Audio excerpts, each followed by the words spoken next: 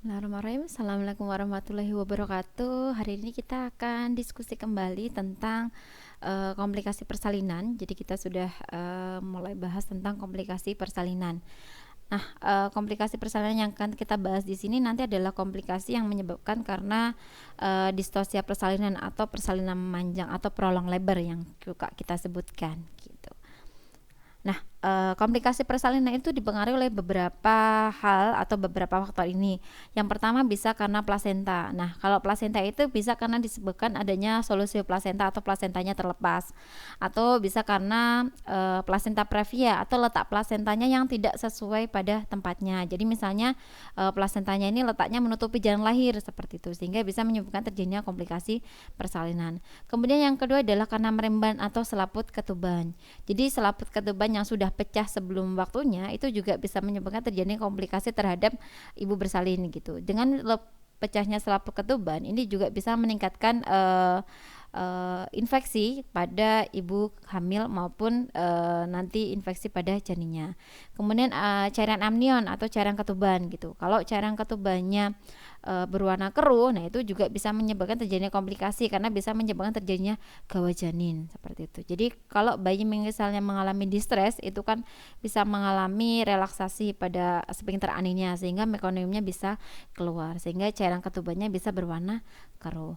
Nah, selanjutnya itu karena tali pusat dan fetus. Nah, tali pusat ini ada beberapa pasien yang memang dia tali pusatnya pendek, tapi itu jarang ya, maka perlunya dilakukan pemeriksaan USG untuk melihat tali pusatnya itu panjang atau tidak juga gitu. Nah, tali pusat yang pendek itu juga beresiko untuk nanti proses persalinannya gitu. Kemudian selanjutnya karena adanya lilitan tali pusat. Kalau tali pusatnya melilit janin, biasanya lilit kalau di leher. Nah, kalau lilitannya itu dia longgar tidak masalah, nanti saat proses persalinannya dia bisa kita lepaskan. Tapi kalau lilitannya terlalu kencang, nanti juga akan mengganggu untuk proses persalinannya. Kemudian selanjutnya adalah karena fetus atau karena janinnya. Nah, bayi yang terlalu besar atau berat lebih dari 4.000 gram itu juga meningkatkan resiko untuk terjadinya prolong labor atau persalinan yang memanjang gitu. Kalau bayinya besar lebih dari 4.000 gram itu juga nanti selain meningkatkan prolong labor itu juga bisa menyebabkan terjadinya distosia bahu karena bayinya terlalu besar sehingga bahunya akan sulit untuk dikeluarkan. Kemudian selanjutnya adalah karena proses persalinannya, bisa karena engagement, bisa karena kontraksi uterusnya, bisa karena struktur tulang pelviknya gitu. Jadi kalau kontraksi uterus tidak adekuat atau kontraksinya tidak reguler itu juga bisa berakibat terhadap proses persalinannya.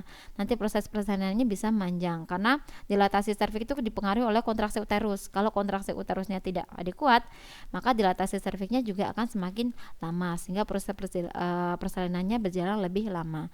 Kemudian selanjutnya adalah struktur tulang pelvik. Jadi tulang pelvik seperti yang kemarin sudah dibahas di topik sebelumnya untuk adaptasi persalinan, tulang pelvik perempuan yang bagus adalah bentuknya ginikoid, itu yang sesuai untuk proses persalinannya. Sedangkan kalau nanti dia platypoid itu kan lebih sempit sehingga akan susah untuk kepalanya melewati dasar panggul. Kemudian selanjutnya bisa karena psikologis ibu gitu. Karena adanya kecemasan yang dialami oleh ibu selama proses persalinan itu juga bisa meningkatkan risiko terjadinya prolong labor seperti itu. Jadi ibunya kalau memiliki kecemasan yang tinggi itu nanti bisa tambah mempersulit proses persalinannya. Oke, yang kita bahas di sini adalah tentang distosia atau prolong labor suka disebutnya atau persalinan lama. Jadi persalinan lama atau sulit itu adalah persalinan yang berlangsung lama disebabkan karena beberapa faktor penting persalinan yaitu ada power, passage, passenger sama psikologis. Nah, kalau jenis-jenis distosia sendiri sebenarnya ada beberapa yaitu bisa karena persalinan disfungsional itu bisa disebabkan karena uterusnya tidak efektif atau karena kekuatan ibu untuk mengedan itu tidak kuat. Itu kalau faktor power. Jadi di kala 2 pas waktunya ibu mengedan atau pengeluaran eksposi kepala bayi itu ibunya sudah kelelahan. Nah, itu juga bisa menyebabkan terjadinya distosia. Kemudian adanya gangguan pada struktur pelvik atau pada struktur tulang pelvik tadi. Kemudian yang terjadi adalah karena masalah pada janin atau passenger. Bisa karena presentasi janin yang tidak sesuai. Kalau presentasi janin yang sesuai adalah dia presentasi vertex gitu. Kalau nanti dia presentasinya bahu atau dia presentasi muka, itu proses persalinannya juga akan lebih memanjang gitu, karena pada saat proses ekspulsi atau pengeluaran kepala bayinya mengalami hambatan. Kemudian jumlah janin gitu. Jadi kalau janin kembar itu juga beresiko mengalami prolong labor karena proses pengeluarannya lebih lama. Kemudian bisa karena bayinya besar. Nah, kalau bayi besar tadi seperti misalnya makrosemia atau kepala besar, nah itu akan susah nanti dia melewati dasar panggul. Kemudian yang selanjutnya adalah bisa karena distosia bahu atau shoulder dystocia. Nah, selanjutnya adalah posisi ibu selama persalinan. Jadi ternyata posisi ibu selama persalinan itu bisa mempengaruhi juga proses persalinannya. Kalau misalnya posisinya ibu hanya berbaring saja, maka proses atau uterusnya akan menimpa juga di vena cavanya ya, sehingga sirkulasinya terhambat. Selain itu juga dengan posisi ibu yang dia hanya berbaring saja itu tidak membantu untuk proses penurunan kepala. Jadi sebaiknya ibu selama proses persalinan itu posisinya bisa sering berjalan kaki atau bisa naik turun tangga untuk membantu proses penurunan kepala dengan dibantu gaya gravitasi tadi. Kemudian selanjutnya adalah respon psikologis ibu terhadap proses persalinannya. Nah, seperti tadi, karena kalau ibu yang mengalami kecemasan tinggi itu juga akan berpengaruh terhadap kontraksi uterusnya itu tadi. Nah, selanjutnya adalah faktor risiko distosia.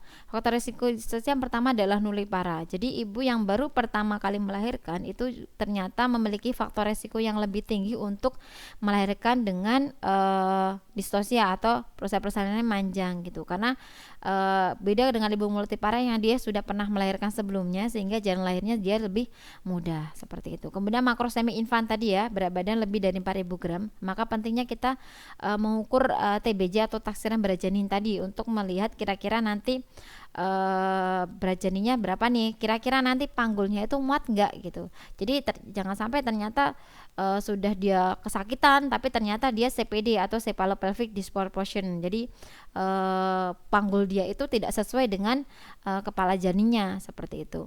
Kemudian adalah adanya prolong stage 1. Jadi ibu yang selama proses persalinan kala satunya manjang itu juga meningkatkan resiko terjadinya prolong labor di tahap kedua atau di kala 2 gitu. Karena salah satunya bisa karena faktor kelelahan. Jadi ibunya sudah kelelahan, begitu nanti dia masuk ke kala 2 kontraksi uterusnya sudah berkurang, kemudian ibunya juga sudah kelelahan untuk mengendan. Kemudian bisa karena body mass index atau BMI lebih dari 25 atau average. Kemudian karena NCT tadi, dan selanjutnya adalah karena posterior occiput di second stage atau di tahap kedua. Jadi posisi posterior posisi ke occiputnya itu yang di tahap kedua adalah occiput. Nah, ini adalah contoh bagan yang coba saya buat tentang persalinan manjang. Jadi kalau persalinan manjang itu kan tadi dipengaruhi oleh 5P ini ya, kalau saya menyebutnya sih. Bisa pakai 4P, bisa 5P. Nah, bisa karena passenger itu bisa karena kelainan letak janin, bisa karena presentasi janin, atau bisa karena janinnya tadi makrosemia. Kalau dia presentasinya nanti presentasi vertex, nah itu nanti bisa dilakukan dengan augmentasi atau dengan amniotomi seperti itu, dengan induksi persalinan. Tapi kalau dia misalnya presentasinya bahu bokong atau dia makrosemia, maka atau kalau dia makrosemia biasanya tidak bisa untuk persalinan pervaginam ya, karena tadi jelas nanti tidak muat gitu. Tapi kalau dia presentasinya bahu atau bokong, nanti bisa dilakukan versi sefalik eksternal. Jadi dia yang diputar dari luar. Tapi untuk saat ini tindakan ini sudah tidak dianjurkan lagi gitu. Jadi tidak boleh dilakukan versi sefalik karena juga meningkatkan resiko terjadinya gawat janin pada janin. Kemudian kalau misalnya tadi karena passageway atau jalan lahir, nah kalau bisa kelainan letak panggul atau kelainan jaringan lunak, jadi misalnya ada tumor di jalan lahirnya gitu, maka persalinannya nanti dengan bedah sesar, atau kalau dia mengalami CPD, jadi sudah jelas nih ternyata pelviknya itu nggak sesuai sama kepala janinnya. Kemudian yang selanjutnya adalah karena power itu tadi seperti karena kontraksi uterus dan karena kekuatan ibu meneran. Kalau karena kontraksi uterus itu bisa dua penyebab, karena hipertonik sama hipotonik. Hipertonik itu adalah kontraksinya yang berlebih. Kalau dia kontraksi berlebih maka diberikan analgetik untuk menurunkan kontraksinya. Jadi kontraksinya supaya tidak hipertonik. Kalau kontraksinya membaik, maka dia bisa melakukan persalinan dengan pervagina. Tapi kalau kontraksinya tidak membaik, maka persalinannya nanti dengan bedah sesar. Nah, kalau misalnya dia kontraksinya hipotonik, ini yang dilakukan adalah dengan augmentasi. Itu bisa augmentasi itu adalah induksi ya. Jadi bisa dengan amniotomi yang dia memecahkan selaput ketuban atau dengan induksi oksitosin, jadi pemberian oksitosin. Nah, tindakan augmentasi ini biasanya kita lakukan kalau sudah di akhir-akhir pembukaan. Jadi bukan di pembukaan 1-2 ya, karena kalau pembukaan 1-2 nanti prosesnya akan lama sehingga nanti meningkatkan terjadinya infeksi gitu. Jadi amniotomi ini kita lakukan kalau dia sudah pembukaannya sudah pembukaan mendekati 10 seperti itu. Kemudian kalau misalnya dia dengan augmentasi berhasil, nanti maka persalinannya dengan pervagina. Kalau nanti pervagina gagal, kemudian induksinya juga gagal, tapi kepala pembukaannya sudah 10, jadi sudah kalah 2 nih, jadi pembukaannya sudah 10, maka bisa dilakukan persalinannya dengan vakum dan forceps. Tapi kalau misalnya dengan diinduksi tadi ternyata kok induksinya gagal, karena ada beberapa kasus juga yang dia persalinan dengan induksi sudah induksi oksitosin tapi tidak ada peningkatan dilatasi serviks seperti itu, maka dia persalinannya dengan sesar. Nah, kalau misalnya tadi dengan vakum forceps tadi itu kalau misalnya kepalanya sudah ada di depan vulva gitu ya. Kemudian yang selanjutnya adalah karena posisi ibu. Jadi karena posisi berbaring itu ternyata juga bisa menurunkan kontraksi uterus tadi. Selain itu juga mengganggu sirkulasi. Nah, posisi tegak berdiri atau dia yang berjalan duduk itu bisa meningkatkan gaya gravitasi sehingga meningkatkan kontraksi uterusnya. Kalau kontraksi uterusnya adekuat, maka bisa dilakukan persalinan pervagina. Tapi kalau kontraksinya tidak adekuat, maka persalinannya dengan diaugmentasi dulu nanti. Nah, kalau misalnya augmentasi nggak berhasil ya baru sesar seperti itu. Kemudian yang selanjutnya adalah karena faktor psikologis, kecemasan. Jadi kalau ibu mengalami kecemasan itu bisa meningkatkan kortisol dan katekolamin. Nah, dengan adanya peningkatan kortisol dan katekolamin ini itu bisa menghambat kontraksi uterus di miometrium. Nah, gangguan kontraksi ini bisa menyebabkan kontraksi nya tidak kuat. Nah, sehingga intervensinya mungkin bisa dilakukan terapi musik atau pijat untuk ibunya bisa relaksasi sehingga kecemasannya bisa lebih menurun, tidak cemas sedang lagi. Jadi memang beberapa penelitian menyebutkan bahwa ibu yang memiliki tingkat kecemasan sedang itu meningkatkan resiko untuk mengalami prolong labor seperti itu. Nah, ini adalah tindakan-tindakan yang dilakukan dalam persalinan, yaitu nanti dengan labor induksi atau dengan pemberian induksi, kemudian persalinan dengan forceps atau vakum, kemudian persalinan dengan presentasi bokong, dan persalinan dengan cesaria atau bedah sesar. Nah, yang akan kita bahas lebih detail adalah dengan labor induksi atau pemberian induksi. Nah, induksi ini adalah atau persalinan induksi adalah untuk merangsang untuk tadi pembukaan dari dilatasi serviks tadi. Nah, goal atau tujuan dari pemberian induksi tadi adalah untuk persalinan bisa dilakukan secara pervaginam gitu, karena tadi dilatasi serviksnya sudah pembukaan lengkap sehingga dia bisa melahirkan secara spontan pervaginam. Nah, induksi itu induksi labor dan augmentasi itu untuk membantu uterus tadi berkontraksi secara spontan gitu, karena tadi yang mengalami hipotonik berarti kan kontraksinya tidak bagus. Nah, diberikan induksi ini maka dia merangsang untuk kontraksi uterus, jadi dengan pemberian oksitosin. Nah, contohnya, nah augmentasi labor itu untuk meningkatkan kontraksi uterus, untuk meningkatkan kemajuan persalinan itu dengan amniotomi dan pemberian oksitosin tadi. Nah, kontraksi uterus ini dengan dipengaruhi oleh hormon oksitosin ya. Kalau kita kembali dulu waktu ke blok IDK 1 kan oksitosin itu hormon yang merangsang kontraksi uterus dengan sistem kerja umpan balik positif gitu. Jadi semakin kontraksinya bagus, maka dia kontraksinya juga akan, oksitosinnya juga akan meningkat gitu, sehingga dia bisa merangsang terjadinya kontraksi uterus tadi. Nah, indikasi dilakukan induksi persalinan kita bisa lihat dari maternal dan fetal. Nah, kita lihat pertama jadi faktor maternal dulu. Jadi kapan kita lakukan induksi persalinan itu kalau faktor maternal bisa karena misalnya terjadinya infeksi atau chorioamnitis. Jadi ada infeksi di intrauterinya. Kemudian adalah adanya prematur ruptur omrimban atau ketuban pecah dini yang dia mendekati usia aterem. Jadi biasanya dia sudah mendekati 37 minggu. Nah, kalau sudah 37 kita bisa melakukan induksi pada kondisi pada pasien yang mengalami KPD. Kemudian hipertensi kehamilan dengan usia kehamilan 38 minggu seperti itu. Jadi ini tidak ada tanda-tanda eklamsi ya, baru hipertensi saja. Kemudian adalah kronik hipertensi atau hipertensi kronik. Kemudian adanya preeklamsia lebih dari 37 minggu dengan tekanan darahnya masih dalam preeklamsia ya, belum sampai yang preeklamsia berat seperti itu, maka bisa dilakukan induksi.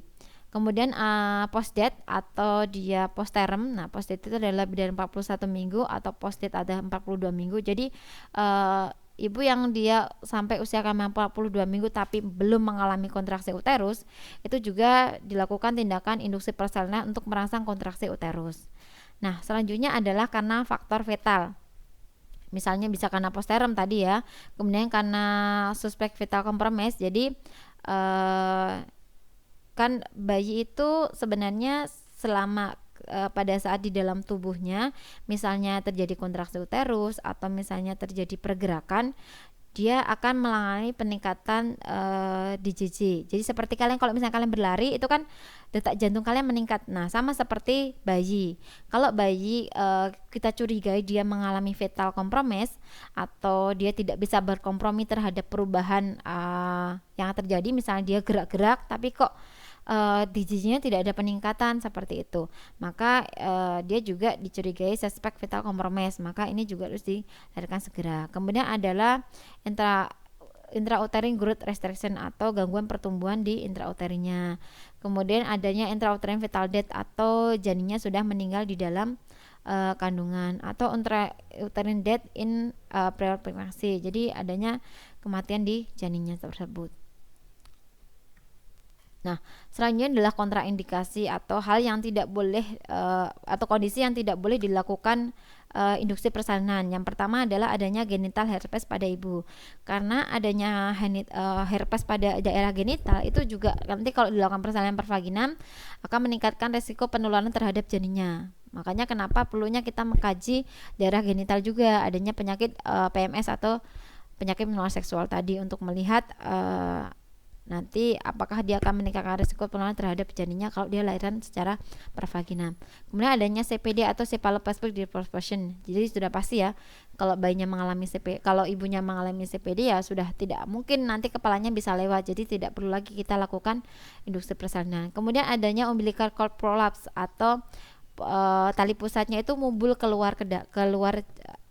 Jadi tali pusatnya itu nongol di atas vertex, di atas kepala ya, sehingga kalau misalnya kita dilakukan induksi nanti pada saat kepalanya menekan ke bawah, turun ke bawah, itu juga bisa menekan tali pusatnya sehingga sirkulasi ke janinnya juga akan terhambat.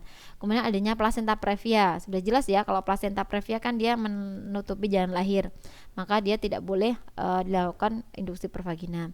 Kemudian adanya posesi dengan sayatan vertikal. Jadi pasien yang mempunyai riwayat sesar itu tidak boleh dilakukan induksi persalinan. Karena kalau dia sudah punya riwayat sesar, otomatis sudah ada jaringan parut di uterusnya gitu. Kalau dilakukan induksi, ditakutkan nanti kontraksi yang ditimbulkan akan berlebihan sehingga bisa menyebabkan terjadinya ruptur uteri atau uterusnya robek. Kemudian adanya kondisi gawat janin. Kalau sudah jelas kondisinya gawat janin, maka kita tidak perlu induksi lagi, tapi kita langsung lakukan dengan SC. Kemudian adanya abnormal fetali atau representation. Jadi kalau fetale atau longitudinal garis janinnya itu tidak sesuai atau presentasi bayinya tidak sesuai, maka tidak bisa dilakukan induksi. Otomatis kan kalau presentasinya bokong akan susah kalau nanti dilakukan induksi persalinan. Kemudian adanya cervical carcinoma ya, ada karsinoma. Kemudian adanya previous uterine rupture. Jadi ibunya itu mempunyai riwayat ruptur uteri di persalinan sebelumnya. Kalau dia punya riwayat uterine rupture sebelumnya, maka dia juga kontraindikasi dilakukan induksi karena tadi otomatis sudah pernah ada jaringan parut dalam uterusnya. Nah, selanjutnya adalah metode induksi. Nah, metode induksi ini ada dua. Di sini adalah CAM atau komplementari terapi. kemudian adanya cervical repairing atau pembukaan cervix tadi yang dengan langsung ke cervixnya. Nah, komplementer terapi ini adalah black hole, raspberry. Nah, ini adalah jenis pijatan ya. Nanti teman-teman bisa baca juga di jurnalnya. Kemudian ada coitus. Jadi coitus atau bersenggama itu dianjurkan saat usia kehamilan ibu sudah di atas 37 minggu. Nah, kalau dia sudah di atas 37 itu juga bisa merangsang kontraksi uterus. Jadi kalau setelah bersenggama ternyata dia juga bisa meningkatkan hormon oksitosin atau hormon kebahagiaan bagi ibunya sehingga bisa merangsang kontraksi uterus. Kemudian adalah breast stimulation atau stimulasi pada payudara. Ini juga bisa merangsang kontraksi uterus karena tadi hormon oksitosin itu juga bisa dirangsang dari payudara gitu. Maka dengan breast stimulation ini juga bisa merangsang kontraksi uterus. Kemudian dengan female orgasme tadi ya sama seperti coitus. Jadi kondisi perempuan yang mengalami orgasme itu juga merangsang terjadinya kontraksi uterus. Kemudian dilakukannya akupuntur. Nah, akupuntur ini adalah kalau akupuntur ini harus dilakukan orang yang sudah dia punya pelatihan dan sudah punya sertifikasi ya. Kemudian dengan dilakukan tes atau transcutaneous electric nerve stimulation ini untuk merangsang induksi. Jadi diletakkan pada titik-titik untuk merangsang hormon oksitosin tersebut. Selanjutnya adalah dengan cervical repairing atau dengan membuka cervix tadi. Nah, ini ada dua jenis, yaitu ada non farmakologi dan dia dengan farmakologi. Kalau non farmakologi itu dengan cervix membran amniotomi atau dia dengan membuka selaput ketubannya, jadi dipecahkan selaput ketubannya, atau dia dengan menggunakan Foley kateter. Kalau dulu masih ada yang di rumah sakit itu dia kalau dia pembukaannya masih 1-2, repairing cervicalnya itu dengan dipasang balon kateter, jadi dipasang kateter di cervicalnya gitu. Nanti kalau dia dilatasinya sudah nambah, nanti kateternya akan lepas sendiri seperti itu.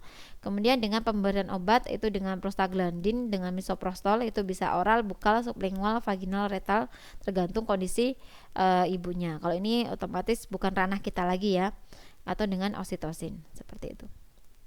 Nah, ini adalah BISOP score. Jadi BISOP score ini yang biasanya kita gunakan untuk mengetahui atau kita bisa memprediksi kira-kira nanti kalau kita lakukan induksi pada ibu ini, kira-kira nanti sukses nggak dia bisa lahiran per vaginam atau enggak gitu. Jadi kita bisa melihat dengan BISOP score. Jadi yang kita lihat dari faktor dilatasi serviksnya sama effacement itu adalah pelunakan dari serviksnya. Kemudian lines itu adalah pendataran serviksnya, sama konsistensi dari serviksnya itu seperti apa, sama posisi dari serviksnya dia berada di mana, sama shadation atau penurunan kepala janinnya. Nah, ini adalah untuk melihat skornya. Kalau nanti dia skornya kurang dari 6, maka otomatis dia resiko untuk persalinan sesarnya lebih tinggi gitu. Jadi kalau dia kurang dari 6, maka kesuksesan untuk dilakukan induksi ini lebih kecil seperti itu. Maka sebaiknya dilakukan dengan persalinan sesar saja. Jadi tidak perlu lagi kita lakukan induksi seperti itu. Nah, ini adalah contoh pemberian tadi oksitosin ya. Biasanya yang kita lakukan pada pasien yang terberian induksi, contohnya adalah pemberian induksi oksitosin, itu diberikan dalam NaCl. Nah, pemberiannya itu kita lakukan secara bertahap. Biasanya kita mulai dengan 8 tetes per menit dulu, itu kita evaluasi setiap 30 menit. Nah, setiap 30 menit kita evaluasi sambil kita tambah 4 tetes per menit sampai maksimal nanti 20 TPM. Nah, setelah tiap 30 menit itu kita monitor DGG sama kontraksi uterus. Apabila saat misalnya pasien yang dia mendapatkan oksitosin ini dia mengalami hiperstimulasi atau kontraksinya lebih dari 60 detik, maka pemberian oksitosinnya harus dihentikan gitu. Otomatis dia terlalu hiperstimulasi gitu. Kontraindikasinya jelas itu pada pasien yang CPD ya. Jadi kalau pada pasien yang mengalami CPD maka tidak boleh kita kasih induksi persalinan. Kemudian dengan kateter Foley tadi ya, kontraindikasinya adalah ibu yang mengalami riwayat perdarahan sama dia ketuban pecah dini atau dia ada infeksi vagina seperti itu, maka tidak boleh kita menggunakan Foley kateter. Nah, untuk obat yang biasa kita gunakan, atau bukan kita sih, maksudnya yang biasa tenaga medis atau dokter gunakan itu adalah Sitotek atau misoprostol yang dia diletakkan di bawah serviks itu untuk melunakkan serviksnya. Nah, ini adalah asisten vaginal delivery atau contoh asisten persalinan yang dia dengan forceps. Jadi ini dilakukan oleh dokter, bukan kita. Jadi kita hanya untuk supaya teman-teman tahu saja. Jadi persalinan dengan forceps itu syaratnya adalah kepalanya, presentasinya kepala, kemudian pembukaannya sudah lengkap, penerangan kepala sudah 0,5 berarti dia kepalanya sudah di depan vulva ya, jadi sudah tampak di depan vulva seperti ini. Kemudian dia ketubannya sudah pecah, sama ini tindakan dilakukan di rumah sakit. Nah, selanjutnya adalah tindakan vakum interaksi, jadi ditarik, ini juga sama. Presentasi kepalanya vertek. Jadi kalau presentasi kepalanya tidak vertek, maka tidak boleh dilakukan vakum, karena nanti kalau oksiput nanti masangnya tidak pas ya. Kemudian janinnya aterem dan pembukanya sudah lengkap, sama janin kepala bayinya itu sudah berada di hot 1 atau 2/5. Nah, selanjutnya adalah persalinan dengan presentasi bokong. Jadi persalinan dengan presentasi bokong itu ada 3 jenis. Ada spontaneous breast delivery, itu adalah bayinya bisa keluar sendiri bokongnya gitu. Jadi bokongnya memang keluar sendiri tanpa bantuan dari kita. Kemudian adalah partial breast extraction, jadi pengeluaran bokongnya dibantu dengan kita sebagian. Jadi tangan kita atau tangan tenaga kesehatan itu membantu untuk pengeluaran bokongnya. Nah, ini disertai dengan kekuatan ibu mengedan atau tanpa dibantu kekuatan ibu untuk mengedan. Kemudian yang terakhir adalah total breast extraction. Nah, kalau ini adalah full dilakukan oleh tenaga medis. Jadi memang pengeluaran bokongnya langsung oleh tenaga medis. Nah, ini adalah contoh gambar tadi yang A, B, C, D ini adalah partial burst. Jadi yang kita membantu sebagian. Nah, kalau yang total burst itu yang di bawah sini. Itu adalah total burst. Jadi memang tangan tenaga kesehatannya masuk ke dalam. Tapi untuk total burst sekarang sudah jarang sekali dilakukan, lebih dilakukan untuk tindakan sesaria karena resiko ke janinnya juga lebih berkurang. Seperti itu. Nah, ini ibu tambahkan adalah kondisi kegawatan dalam persalinan. Kondisi kegawatan dalam persalinan ini contohnya adalah adanya robekan jalan lahir. Kalau misalnya ada robekan jalan lahir, robekan ini bisa terjadi pada serviks atau pada perineum. Nah, kalau pada serviks ini bisa karena misalnya dilatasi serviksnya belum maksimal, tapi ibunya sudah ngeden, kepalanya sudah didorong gitu, sehingga serviksnya ruptur. Yang pertama yang kita lakukan adalah dengan kita eksplorasi jalan lahirnya untuk kita melihat di mana sumber perdarahannya itu terjadi. Kemudian kalau sudah kita irigasi, terus kita hentikan sumber perdarahan dengan kita heating atau kita jahit. Nah, ini adalah serviks ruptur atau ruptur serviks. Nah, ini biasanya paling sering terjadi di daerah lateral kiri atau daerah kanan dari porsio. Ini biasanya kalau sudah jahitan seperti ini bukan kita yang melakukan, tapi sudah dokter yang melakukan heatingnya. Nah, ini adalah ruptur perineum. Jadi ruptur perineum itu ada 4 derajat. Derajat 1, derajat 2, derajat 3, derajat 4. A itu adalah first degree. Jadi kalau derajat 1 dia hanya sampai di muskulusnya saja. Kalau derajat 2 dia sudah sampai ke superficial transperineal musculo. Jadi sudah sampai ke sini, ke muskulonya sini.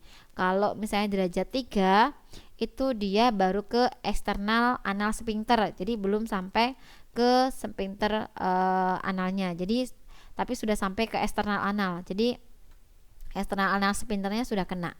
Kalau derajat 3, kalau derajat 4 itu sudah sampai ke mukus rektal. Jadi sudah tembus sampai ke rektal. Nah, ruptur perineum yang derajat 3 sampai 4 ini meningkat pada ibu yang dia persalinan dengan forceps. Karena tadi pakai alat ya, sehingga meningkatkan terjadinya ruptur, grade-nya lebih meningkat seperti itu. Nah, ini adalah perineum repair atau heating. Jadi heatingnya adalah kita jahit dulu ini ke atas, baru nanti kita jahit bagian luarnya seperti itu. Nah, pada saat setelah heating kita juga perlu mengecek jangan sampai nanti benang yang kita jahit itu tembus sampai ke bawah anus. Jadi biasanya kita perlu cek untuk daerah anusnya juga. Nah, ini adalah kondisi resusitasi maternal atau kondisi misalnya terjadinya cardiac arrest pada ibu yang hamil Jadi kalau terjadi seperti ini, maka posisinya supinasi atau posisi ibu berbaring, kompresinya sama seperti kompresi pada orang dewasa, yaitu 30/2, 30 kompresi dan 2 ventilasi. Kemudian sebelum kompresi kita melakukan manual left uterine replacement atau uterusnya kita geser ke sebelah kiri. Nah, dengan penggeseran ini itu bisa mengurangi penekanan pada aorta kafalnya, kemudian juga bisa mengurangi tekanan pada venous return, sama meningkatkan tadi adequate volume dari stroke volumenya selama kompresi tadi, sehingga kompresinya bisa maksimal. Jadi kita dorong uterusnya ke sebelah kiri, rahimnya kita geser ke sebelah kiri. Nah, ini adalah sesari premortem atau sesar yang dilakukan pada ibu yang mengalami kegawatan, jadi cardiac arrest. Jadi kalau ibu yang mengalami cardiac arrest itu bisa dilakukan sesar premortem atau bayinya langsung di sesar maksudnya ibunya langsung dilakukan tindakan sesar untuk mengeluarkan janinnya. Nah, tindakan ini dari beberapa penelitian itu memperlihatkan bahwa dengan tindakan sesar premortem ini dia meningkatkan untuk tingkat kesembuhan atau tingkat kehidupan dari ibu sebanyak 31,7%. Nah, manfaat ini tidak hanya bagi bayi tapi juga bagi ibunya ya. Jadi dengan adanya sesar premortem ini juga memfasilitasi untuk resusitasi, sehingga mengurangi tadi tekanan di aorta kafalnya tadi, karena uterusnya sudah kosong ya, karena bayinya sudah diambil, sehingga resusitasinya juga bisa lebih bagus. Kemudian dengan dilakukan sesar lebih dini atau langsung dilakukan sesar pada saat cardiac arrest itu juga meningkatkan tingkat hidup bayinya gitu, karena kalau misalnya ibunya mengalami cardiac arrest, otomatis sirkulasi ke janin juga terhambat.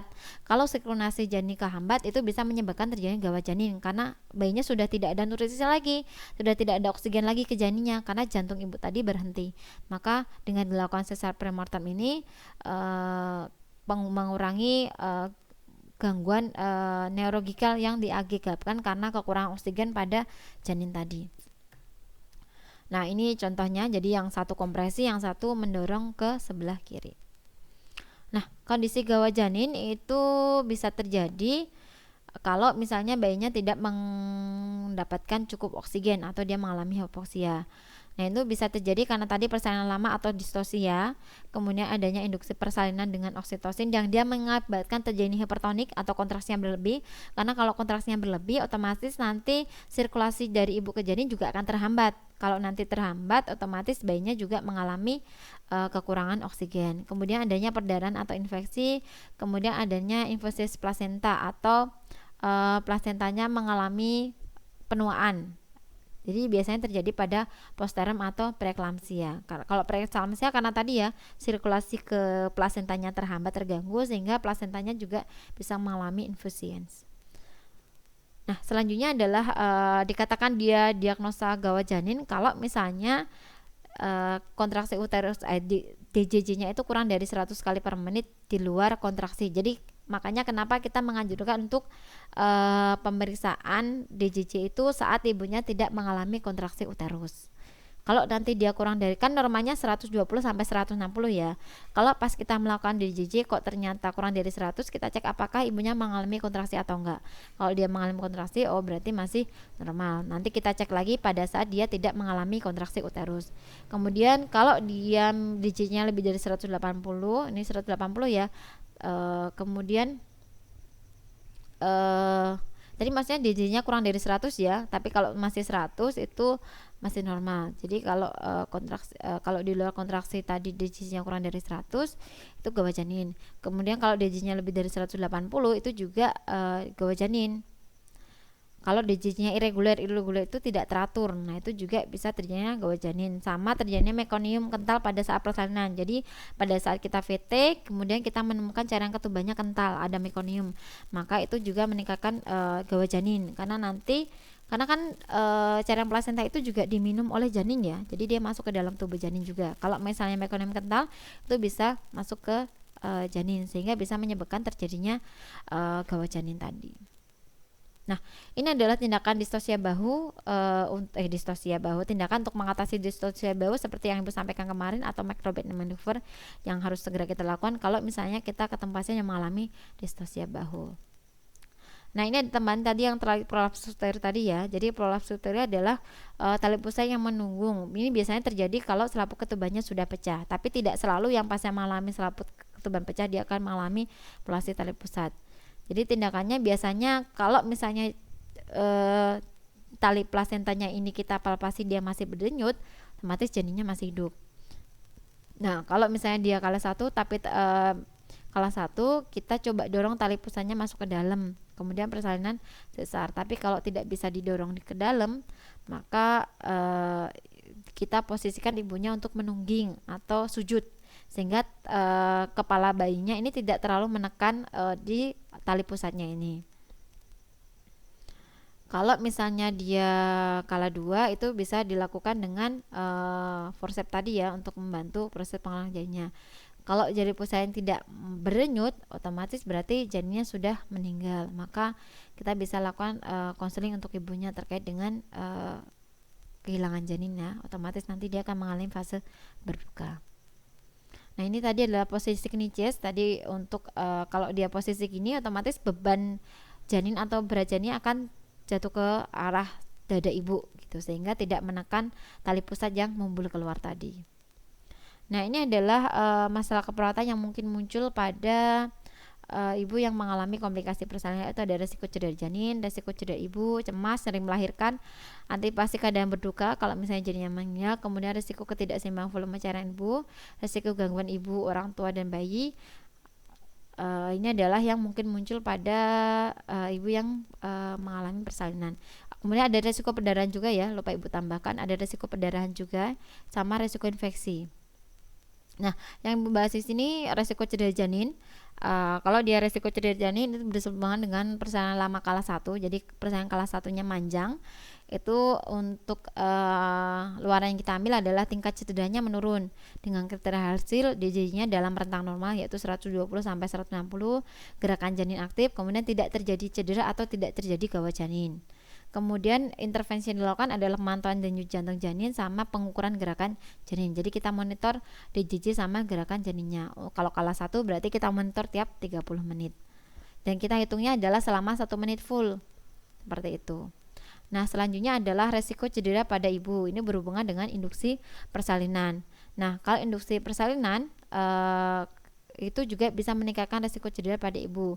Nah, untuk luaran yang diambil adalah tingkat cedera menurun dengan kriteria hasil ibu mampu beraktivitas. Jadi ibu tetap bisa beraktivitas ya. Kemudian tidak terjadi perdarahan, tekanan darah dalam batas normal, nadi dalam batas normal, pernafasan normal, dan tidak terjadi cedera atau kontraksi hipertonik karena tadi ibunya mendapatkan induksi persalinan. Jadi jangan sampai nanti dengan dia mendapatkan induksi tadi kontraksinya jadi hipertonik. Kemudian ada tindakan dilakukan adalah perawatan persalinan risiko tinggi. Tadi kita kaji keadaan umumnya, kita monitor tanda-tanda vital, kita kaji tanda-tanda persalinannya mulai dari kontraksi, dilatasi sama penurunan kepala janin. Kemudian kita identifikasi posisi janinnya, identifikasi perdarahan sama dukung untuk mendampingi. Nah, untuk IRK-nya adalah kita ambil tentang hadis tentang bagaimana pahala bagi ibu yang melahirkan. Jadi ternyata ibu yang melahirkan itu dia juga dihitung sebagai pejuang syahid ya. Jadi apabila ada ibu yang hamil atau ibu melahirkan kemudian meninggal dunia, maka dia dianggap dia mati syahid. Oke, alhamdulillah itu saja yang bisa Ibu sampaikan. Semoga bermanfaat. Akhirul kalam, wassalamualaikum warahmatullahi wabarakatuh.